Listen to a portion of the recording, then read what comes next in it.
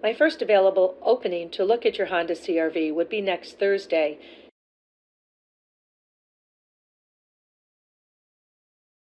It would take approximately 4 hours to look at the car and then run the diagnostics.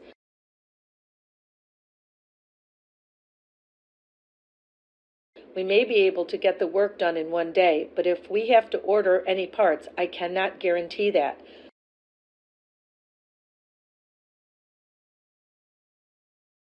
The cost of a new starter for that make and model of your car is $189, and labor is approximately $250 if there are no other issues with the car.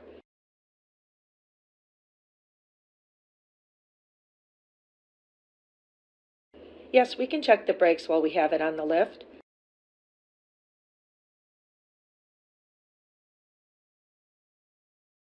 The cost to install a set of front or rear brakes will be approximately $400 for each set of brakes.